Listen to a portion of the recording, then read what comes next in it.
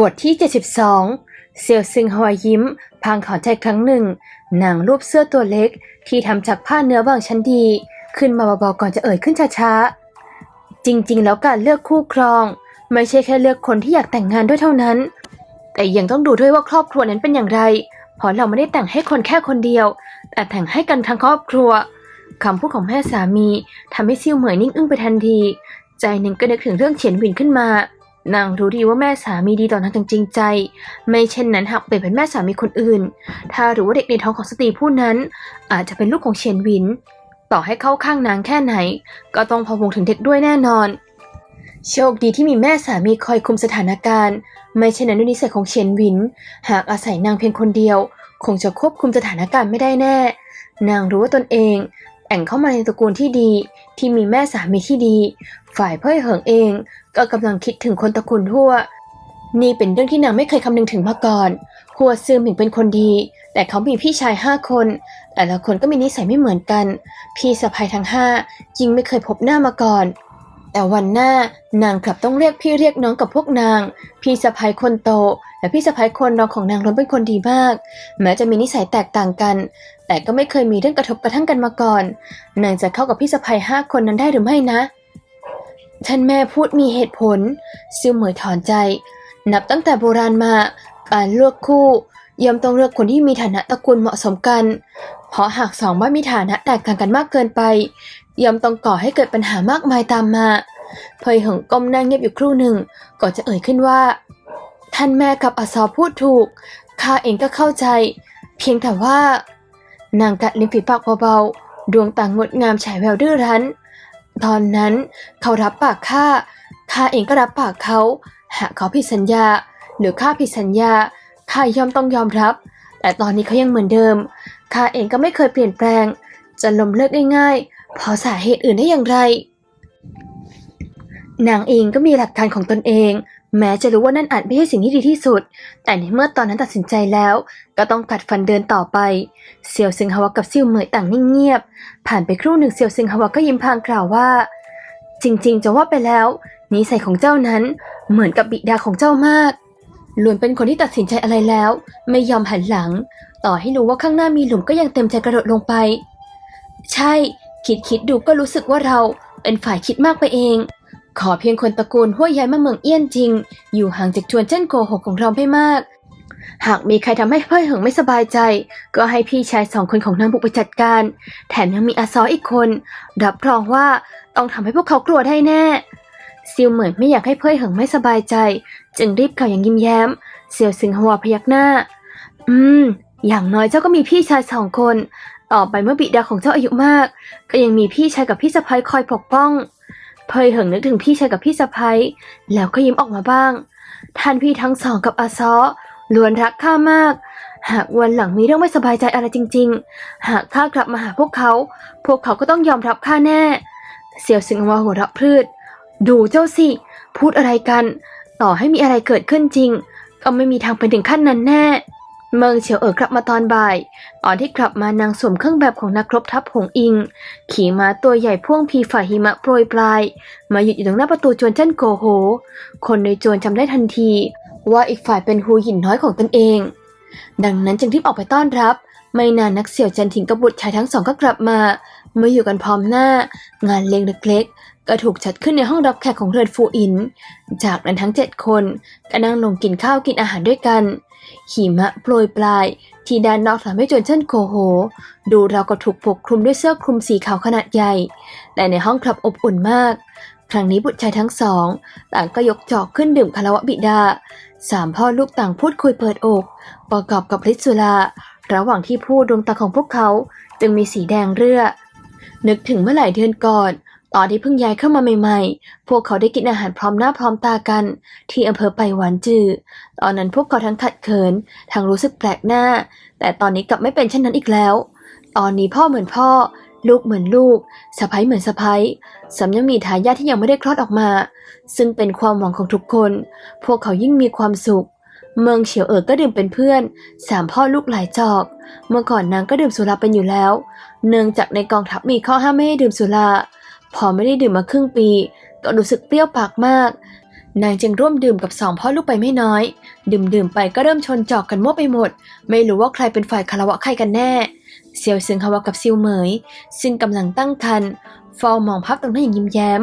มือคอยคีบอาหารให้พวกเขาเป็นพักๆส่วนเพ่อเหิงก็คอยดูแลมารดากับพี่สะใภ้อย่างระมัดระวังหิมะด้านนอกโปรยปลายลงมาปกคลุมต้นสนซึ่งตั้งตระหง่านอยู่ตรงข้างประตูเงียบๆห่างไปไม่ไกลนักมีลูกไฟพุ่งขึ้นสู่ท้องฟ้าอย่างรวดเร็ว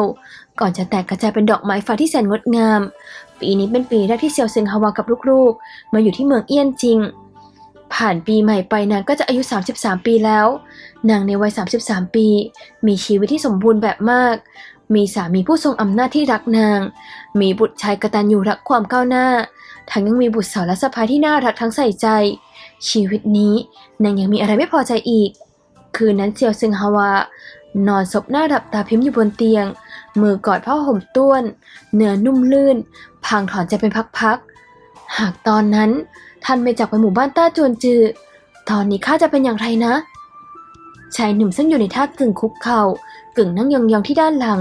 โน้มกายลงมาหยาดเหงื่อซึ่งหยดลงมาบนลำคอของนางให้ความรู้สึกเปียกชื้นแก้มร้อนเผาจะเป็นอย่างไรได้ก็เป็นเหมือนพวกอาสะใภ้พี่ข้างบ้านสะใภ้น่ะสิวันๆเอาแต่วุ่นวายกับการทำอาหารจูงลูกคนนั้นอุ้มลูกคนนี้อยู่ว่างๆก็เท้าเอวก้นด่าลูกสะใภ้เขากัดฟันพางกล่าวตั้งหน้าตั้งตาทำเรื่องอย่างของตนเองต่อไปเสี่ยวซึงฮวาฟังแล้วก็ถอนใจออกมาดังๆจากนั้นก็หัวเราะพางกล่าวว่าไม่แน่อาจจะไปยืนด่าผู้คนอยู่ตรงทางเข้าหมู่บ้านเพราะไก่หายด้วยก็เป็นได้เห็นนางหัวเราะเช่นนี้เสี่ยวจันถิงก็ไม่พอใจนักเพราะนางทำให้เขาเผลอปลดปล่อยออกมาชายหนุ่มเริ่มต้นใหม่เขาเอื้อมมือไปกุมแขนของนางเอาไว้แล้วดึงข้อมือทั้งสองข้างของนางไพ่ไว้ด้านหลังทำให้หญิงสาวที่มีท้องโต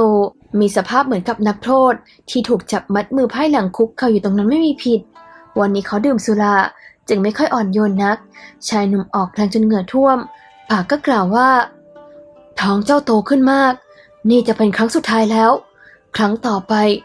รอให้เจ้าหนูนี่คลอดออกมาก่อนแล้วค่อยทันใดนั้นเสียงของเขาก็เงียบหายไปราวกับถูกคลื่นยักษ์กลืนกินในเรือนอีกหลังคนสองคนดื่มสุราเมามันกำลังทะเลาะกันเสี่ยวเฉียนเหย่าเร็วๆหน่อยเสี่ยวเฉียนเหย่าช้าๆหน่อยไม่อย่างนั้นข้าจะเชื่อท่านซะเสี่ยวเฉียนเหย่าข้าเหนื่อยจะตายอยู่แล้วนะเสี่ยวเฉียนเหย่าท่านอย่าไม่ได้นะสตรีซึ่งไม่มีชุดนักรบอยู่บนล่างอีกแล้วกำลังนอนหงายอยู่ตรงนั้นเดี๋ยวก็ด่าพ่อล่อแม่เดี๋ยวก็วิงวอนขอร้องเดี๋ยวก็ร้องเร่งไม่หยุดปากสุดท้ายก็เหมือนฟ้าถล่มดินทลายทั้งคู่รู้สึกเหมือนได้ยินเสียงระเบิดดังก้องขึ้นที่ข้างหูก่อนจะสุดลงพร้อมกันชอบไหมสะใจไหมสะใจข้าทนมานานเจ้าไม่ได้กลับมาตั้งนานข้าเองก็แทบจะทนไม่ไหววันๆก็เลยได้แต่ฝึกเอาอีกรอบไหมดี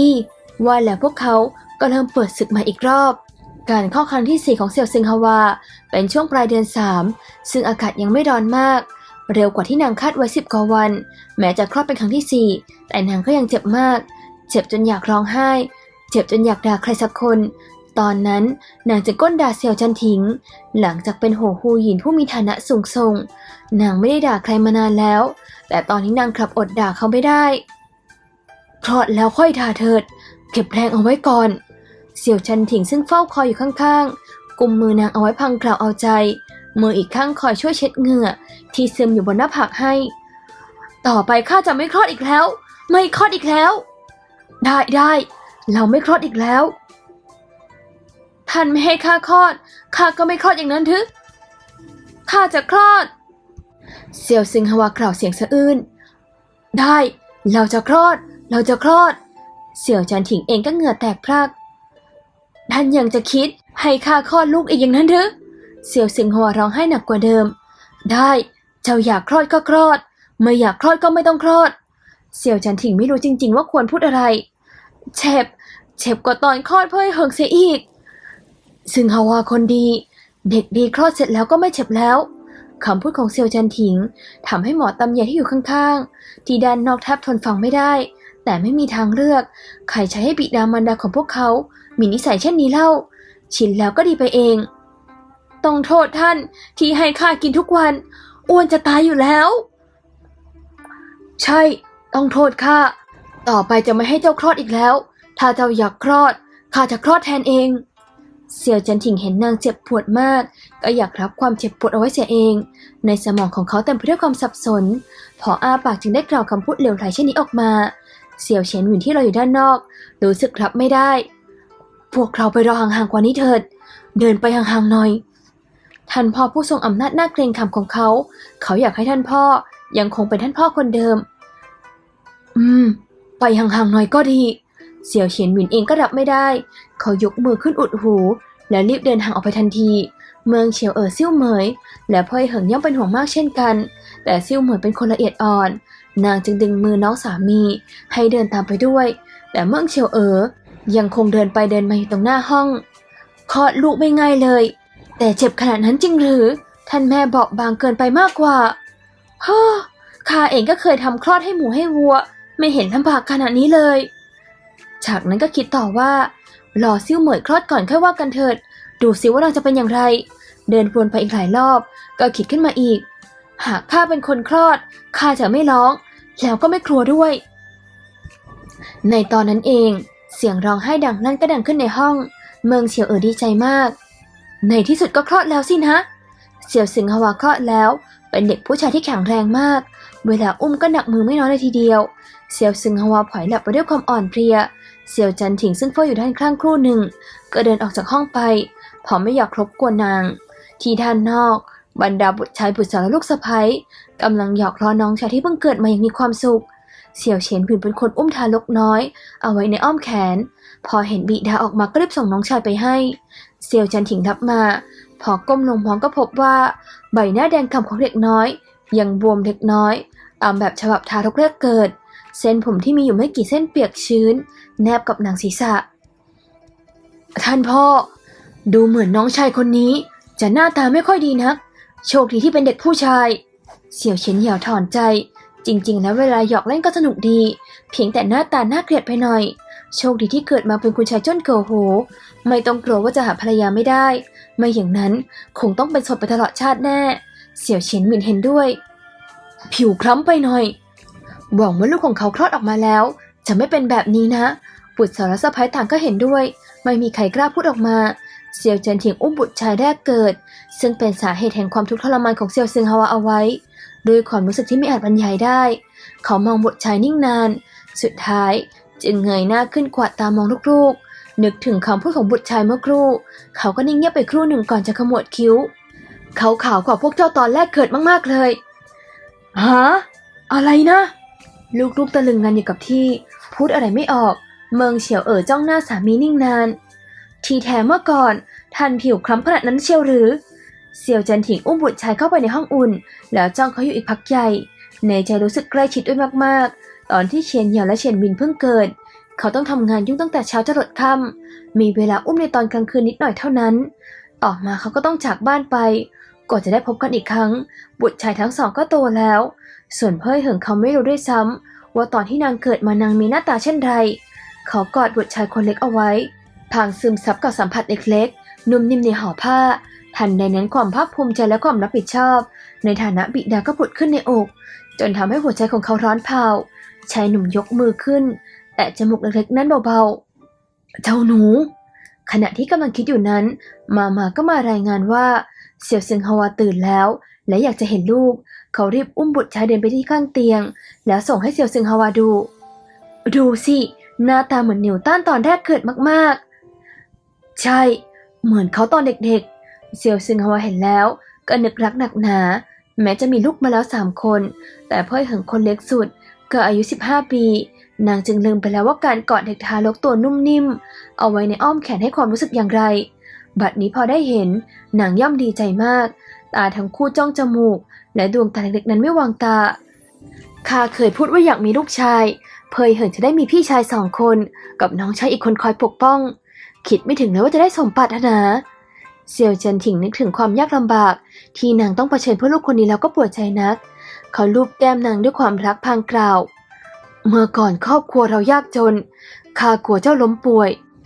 และไม่ได้รับการดูแลที่ดีพอแต่ตอนนี้ไม่เหมือนเดิมอีกแล้ว ครั้งนี้ให้มาดูแลเจ้าให้ดีส่วนลูกก็ให้แม่นมรับไปเลี้ยงได้ให้แม่นมรับไปเลี้ยงข้าจะได้ไม่ต้องเหนื่อยข้าเป็นฮูหยินนี่คิดถึงเมื่อไหร่ก็ให้คนอุ้มมาให้ดูเท่านั้นก็พอนางพูดถึงเรื่องนี้ก็อดยิ้มไม่ได้ไม่ต้องให้หนุ่มก็เลี้ยงลูกให้โตได้เป็นฮูหยินนี่ดีจริงๆเสี่ยวจันถิงยื่นมือมาลูบแก้มนางอีกครั้งเหนื่อยไหมพักผ่อนหน่อยดีหรือไม่ใครอยากจะมองลูกอีกแม้จะมีลูก4 คนแล้วแต่ทารกน้อยที่คลอดออกมาด้วยความยากลำบากผู้นี้มองเท่าไหร่ก็ไม่เบื่อเลยสักนิดนับตั้งแต่เซียวซึงฮวาคลอดลูกออกมาได้อย่างปลอดภัยทั้งครอบครัวก็ปราบปลื้มยินดีหลังจากพักฟื้นอยู่2 วันอาการบวมของเด็กน้อยก็หายไปเผยให้เห็นความน่ารักน่าชังเหล่าพี่ชายพี่สาวก็ยิ่งดีใจมากเขามักจะแวะมาอุ้มน้องชายบ่อยๆบางครั้ง2 พี่น้องก็ถึงกับต้องแย่งกันเมืองเฉียวกลับเข้ากองทัพไปแล้วที่จวนจึงเหลือแค่ซิ่วเหมยกับเพ่ยเหิงรักน้องชายมากแม้จะได้อุ้มทุกวันแต่ก็ยังไม่เคยพอท้องของซิ่วเหมยก็โตขึ้นเรื่อยๆไม่สะดวกจะอุ้มแต่นางก็รักน้องสามีคนนี้มากเช่นกันนางมักจะสวมเสื้อผ้าตัวเล็กๆให้แล้วหยอกล้อเขาเล่นจากนั้นก็ร้องเพลงท่องทรอนให้เขาฟังเด็กน้อยน่ารักน่าชังมากเพิ่งอายุไม่กี่วันก็รู้จักยิ้มให้คนอื่นเวลายิ้มกว้างเห็นเหงือกใบหน้าเล็กๆขาวสะอาดนั้นดูราวกับดอกไม้แรกแย้มใครเห็นก็อดรักไม่ได้มีลูกคนนี้เซียวซึงฮวาทุ่นแรงไปมากเวลาอารมณ์ดีก็สั่งให้คนอุ้มทารกน้อยมาให้ดูเวลาเหนื่อยก็ให้ซิวเหมยกับเพ่ยเหิงช่วยกันดูแลเสี่ยวจันถิงจัดเตรียมเรื่องการอยู่เดือนของนางเอาไว้นานแล้วมากับสาวใช้ที่คอยปฏิบัติต่างก็ทำหน้าที่กันอย่างขยันขันแข็งเสี่ยวซึงฮวาไม่ต้องกังวลใจเรื่องอะไรอีกวันนี้นางกำลังเอนกายอยู่บนตังมองดูเวลาก็เพิ่งนึกขึ้นได้ว่าบุตรชายคนเล็กถูกเพ่ยเหิงอุ้มไป1 ชั่วยามแล้วยังไม่พากลับมานางจึงหันไปถามมาว่าคุณชายน้อยถูกอุ้มไปไหนกันนี่มาลังเลอยู่ครู่หนึ่งจึงตอบว่าเมื่อครู่คุณหนูอุ้มคุณชายน้อยกลับมาแต่โหเย่บอกให้อุ้มไปที่ห้องข้างด้านนอกเจ้าค่ะเขามีอะไรหรือเสี่ยวซึงฮวาประหลาดใจแต่ก็ไม่ได้คิดอะไรมากที่ห้องข้างด้านนอกหมอหลวงที่เซียวจันถิงเชิญมากำลังตรวจชีพจรให้เด็กน้อยวัย3 วันอยู่พิษนั้นมีบางส่วนที่แทรกซึมเข้าสู่ร่างกายคุณชายน้อยแต่ตอนนี้ถูกสะกดเอาไว้แล้วยังไม่กำเริบในเร็ววันนี้แต่ก็ยังอันตรายอยู่ดีเซียวจันถิงขมวดคิ้วแน่นเราจะทำอะไรได้บ้างตอนนี้อายุยังน้อยยังทำอะไรไม่ได้ยาสมุนไพรทั่วไป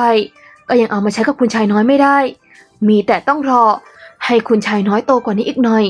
บางทีร่างกายก็อาจจะต้านพิษได้เองหรือไม่พิษก็จะค่อยๆสลายไปเองหมอหลวงกล่าวอย่างลำบากใจหรือบางทีคุณชายน้อยอาจจะร่างกายอ่อนแอต้านพิษไม่ได้ถึงตอนนั้นค่อยใช้วิธีถอนพิษเสี่ยวจันถิงพยักหน้าหลังจากกล่าวขอบคุณหมอหลวงแล้วส่งอีกฝ่ายเรียบร้อยเสี่ยวจันถิงก็กลับมาอุ้มบุตรชายคนเล็กแล้วมองเขาอยู่เฉยๆนิ่งนานในตอนนั้นเองเสี่ยวเฉียนเหย่าก็ก้าวเข้ามาท่านพ่อเรียกข้าหรือขอรับเรื่องที่สั่งให้เจ้าไปทำเป็นอย่างไรบ้างเสี่ยวเฉียนเหย่าเข้าใจทันทีเขารีบรายงานว่าหลังจากเจ้าหนิงเซียนหนีไปซุนเหมาก็ต้องนอนกลางดินกินกลางทรายไปตลอดทางคนที่เราส่งไปแอบสกัดคนของป๋อเย่อองเอาไว้ในที่สุดพวกเขาก็หนีไปที่ฮุยโจตอนนี้2 คนนั่นเปิดร้านค้าเล็กๆอยู่ที่ฮุยโจพอจะหาเงินเลี้ยงชีพได้ไม่อดตายขอรับดีมากเจ้ากำชับลงไปด้วยว่า 1. อย่าให้ป๋อเย่หานางพบช่วยกลบล่องรอยให้นางด้วย 2. เสี่ยวจันถิงมองลูกน้อยที่เกิดมาหน้าตาน่ารักน่าชังแต่กลับต้องถูกผิดตั้งแต่อยู่ในครรภ์มารดา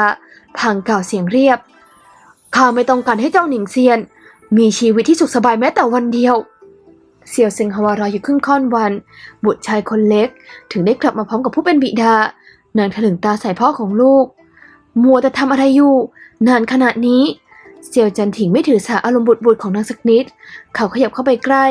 พางกล่าวน้ำเสียงอ่อนโยนทำไมคิดถึงข้าหรือเสี่ยวซึงฮวาหัวเราะพรืดอย่างอดไม่ได้คิดว่าตนเองสำคัญนักหรือข้าคิดถึงบุตรชายของข้าต่างหากไม่มีข้าแล้วจะมีบุตรชายของเจ้าได้อย่างไรเสี่ยวจันถิงเอนกายลงนอนข้างๆผางเอื้อมมือมาเกาะเสี่ยวซึงฮวาเอาไว้เสี่ยวซึงฮวาประหลาดใจมากนางศพหน้ากับแผงอกของเขาหลังใช้นิ้วจิ้มแผงอกเขาเล่นบอกมาสิว่าเมื่อครู่พาลูกรักของข้าไปทำอะไรเมื่อครู่ ข้าเชิญท่านหมอมาตรวจร่างกายให้ลูกอ๋อเสี่ยวเซิงฮวาเข้าใจทันทีเมื่อก่อนนั้นก็เคยกังวลเรื่องนี้คิดไม่ถึงเลยว่าตอนนี้จะเกิดขึ้นจริงๆลูกเราเกิดมาก็มีพิษอยู่ในร่างแต่ไม่หนักหนาเดิมเขาคิดจะปิดบังแต่คิดดูก็รู้สึกว่าคงไม่สามารถปิดบังนางได้ตลอดไปเจ้าวางใจเถิดข้าจะให้หมอหลวงมาตรวจที่ประจรของเขาบ่อยๆหากพิษมีท่าทีจะกำเริบก็ให้รีบรักษาเขาต้องไม่เป็นอะไรแน่ชายหนุ่มกล่าวปลอบใจ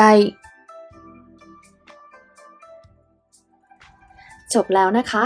ถ้าชอบอย่าลืมกดไลค์กดติดตามและอย่าลืมกดกระดิ่งด้วยนะหรือใครที่อยากสนับสนุนช่องนิยายสามารถโดเนทมาได้ที่ช่องข้างล่างนี้เลยค่ะขอบคุณค่ะ